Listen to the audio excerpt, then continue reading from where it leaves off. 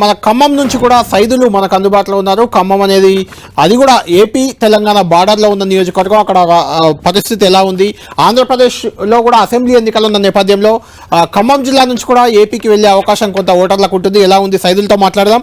సైదులు, ఖమ్మం జిల్లా కూడా ఆంధ్రప్రదేశ్కు బార్డర్లో ఉన్న ఒక నియోజకవర్గం. అది ఆంధ్రప్రదేశ్లో అసెంబ్లీ ఎన్నికలు కూడా ఉన్నాయి. ఖమ్మం జిల్లాతో ఆంధ్రప్రదేశ్ వాసులకు ముఖ్యంగా చాలా సత్సంబంధాలు ఉంటాయి, బంధుత్వాలు ఉన్నాయి. కాబట్టి ఓటర్లు ఖమ్మం నుంచి ఆంధ్రప్రదేశ్కు వెళ్ళే అవకాశం ఏమైనా ఉందా? ఖమ్మంలో ఏర్పాట్లు ఎలా ఉన్నాయి?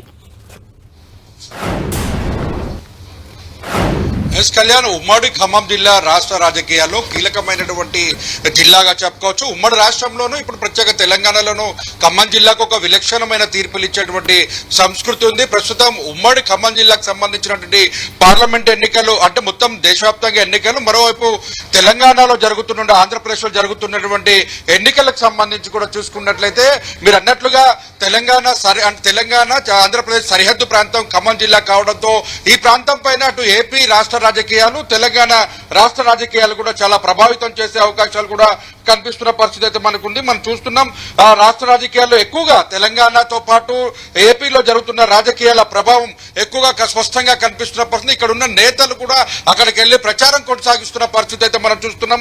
ఖమ్మం పార్లమెంట్ పరిధిలోనే 7 అసెంబ్లీ సెగ్మెంట్ లో 1896 పోలింగ్ కేంద్రాలను ఏర్పాటు చేశారు. దాంట్లో సంబంధించి 16,31,039 మంది ఓటర్లు తమ ఓటు హక్కును వినియోగించుకునే అవకాశం కూడా కనిపిస్తుంది. మన ప్రస్తుతం ఎస్ఆర్ఎన్ బీజేనర్ కళాశాలలోనే యువ ఓటింగ్ పోలింగ్ కేంద్రం దగ్గర మనం ఉన్నాం. మనం చూస్తున్నాం పోలింగ్ సంబంధించిన ఏర్పాట్లు కూడా పెద్ద ఎత్తున కొనసాగుతున్న పరిస్థితి కనిపిస్తుంది.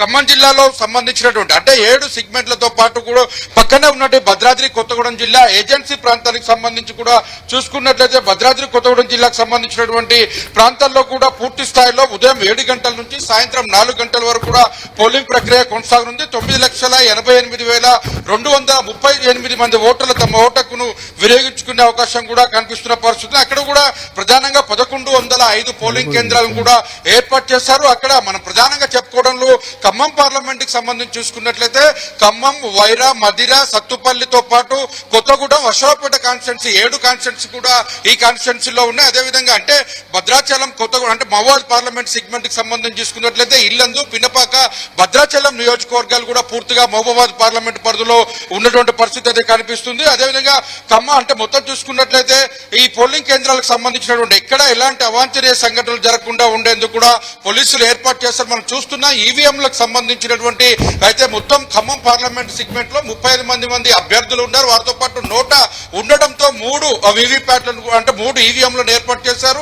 3 ఈవీఎంలకు సంబంధించిన వీవీప్యాట్లను కూడా ఏర్పాటు చేసిన పరిస్థితి అయితే కనిపిస్తుంది. మావోయిస్టు ప్రభావిత ప్రాంతం ఎక్కువగా ఉండడంతో ఆ ప్రాంతంలో ప్రజలకు ఎలాంటి ఇబ్బంది కలగకుండా ఉండేందుకు ఆ ప్రాంతంలో సంబంధించినటువంటి ఓటింగ్ ప్రక్రియకు సంబంధించి ఉదయం 7 గంటల నుంచి సాయంత్రం 4 గంటల లోపే ఈ ప్రక్రియ కూడా ముగుస్తున్నటువంటి పరిస్థితి కూడా కనిపిస్తుంది. ముందస్తుగా గంటకు ముందే పోలింగ్ ప్రక్రియ ముగిసే అవకాశం కూడా ఉంది. ఇందుకు సంబంధించినటువంటి ఎందుకంటే తెలంగాణ, ఛత్తీస్గఢ్ రాష్ట్ర సరిహద్దు ప్రాంతంలో నిత్యం మావోయిస్టుల ఎదురుకాల్పులు కొనసాగుతున్న నేపథ్యంలో ఎక్కడ ఎలాంటి అవాంఛనీయ సంఘటనలు జరగకుండా ఓటర్లను ఓటు హక్కును వినియోగించేలాగా సజావుగా ఏర్పాటు కూడా కొనసాగుతున్న పరిస్థితి ఉంది. ప్రధానంగా ఆంధ్ర సరిహద్దు ప్రాంతానికి పక్కన ఉండడంతో ఆ ప్రభావం కూడా ఖమ్మం జిల్లా రాష్ట్ర రాజకీయాల్లో కూడా కనిపిస్తున్న పరిస్థితి. ఇక్కడ ఖమ్మం జిల్లా నుంచి కూడా 2 ముఖ్యమంత్రులు కూడా పార్లమెంట్ లో గతంలో పనిచేసిన పరిస్థితి కూడా కనిపిస్తుంది. ఎందుకంటే జలగం వెంగళరావు, నాదెండ్ల భాస్కర్ రావు లాంటి నేతలు కూడా ఖమ్మంలో ఎంపీగా పోటీ చేసిన పరిస్థితి. 2 ముఖ్యమంత్రులను అందించిన జిల్లాగా ఖమ్మం జిల్లా ఉమ్మడి రాష్ట్రంలో ఖ్యాతిని ఉన్నటువంటి పరిస్థితి. ప్రస్తుతం ఇప్పుడున్న రాజకీయాల్లో కూడా చాలా కీలకంగా ఖమ్మం జిల్లా రాజకీయాలు మారబోతున్నాయి.